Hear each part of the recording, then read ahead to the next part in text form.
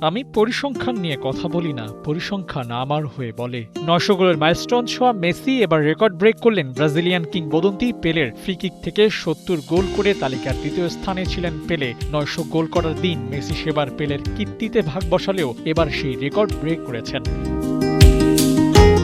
New York সিটির বিপক্ষে ৬১ মিনিটে করেন ৭১তম ফ্রি-কিক গোল, আর তাতে পেলেকে ছাড়িয়ে যান। জুনিয়র ৭৭ গোলের দিকেই যেন চোখ রাখছেন লিওনেল মেসি।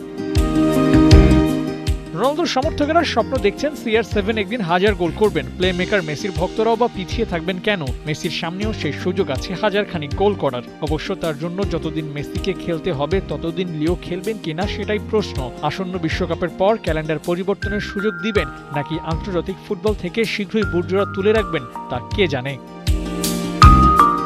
বিশ্বকাপের আগে লিওনেল মেসি বেশ ভালো টাসে আছেন। মায়ামি ম্যাচ জিতেছে এমন ৪ ম্যাচে ৫ গোল মেসির। মায়ামির হয়ে ভালো সময় কাটলেও বিশ্বকাপের আগে ওর এমন নিত্যদিন ম্যাচ খেলাটা চিন্তার কারণ হয়ে দাঁড়াতে পারে। বিশ্রাম নেওয়ার প্রসঙ্গে মায়ামি কোচ হাবিয়ের মাসচেরানোর সাফ জবাব, মেসিকে বিশ্রাম দেওয়া হবে না, ও মাঠেই ভালো থাকেন।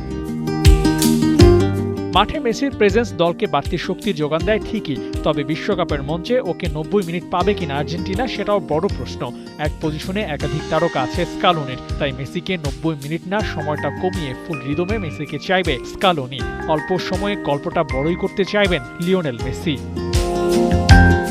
আবু নাইম, ৭১।